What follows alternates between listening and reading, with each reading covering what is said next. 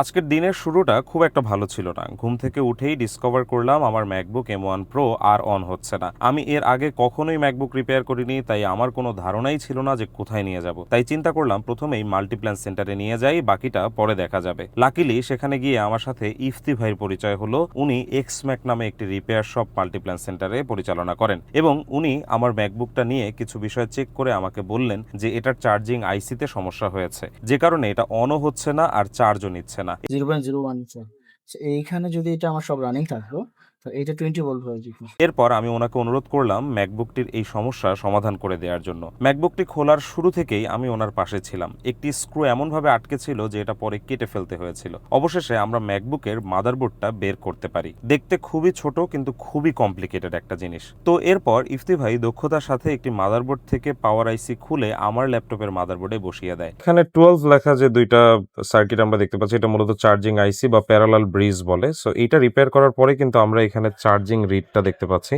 ঠিক যেমন এখন এখানে দেখুন যে 5 ভোল্ট থেকে কিন্তু আমাদের চার্জিং রিড এটা 20 পর্যন্ত হিট করতেছে। এই সম্পূর্ণ কাজটি করতে মাত্র 30 মিনিট সময় লেগেছিল, যা আমাকে খুবই অবাক করেছে। প্রবলেমটি সলভ হয়ে যাওয়ার পরে এবার মাদারবোর্ডটি পূর্বের জায়গায় বসানোর পালা, যেই কাজটিও ইফতি ভাই খুব দক্ষতার সাথে সম্পূর্ণ করলেন এবং আমার হাতে আমার ল্যাপটপটি বুঝিয়ে দিলেন। সত্যি বলতে আমি খুবই দুশ্চিন্তায় ছিলাম, কারণ আমার সব কাজ আমি এই ল্যাপটপটি দিয়েই করি। তাই এটা ঠিক হওয়ার পরে আমি এখন স্বস্তিতে নিঃশ্বাস নিতে পারছি। আজকের এই ভিডিওটা কোনো প্রমোশনাল কন্টেন্ট না, এটা জাস্ট আমার অভিজ্ঞতা থেকে আমি আপনাদেরকে রেকমেন্ড করছি। আপনারাও চাইলে আপনাদের ম্যাকবুক রিপেয়ার করতে পারেন এক্সম্যাক থেকে ইফতি ভাইয়ের কাছে, কারণ উনি আমার ল্যাপটপটা খুবই দক্ষতার সাথে ঠিক করে দিয়েছেন, যার জন্য আমি ওনার কাছে কৃতজ্ঞ থাকবো।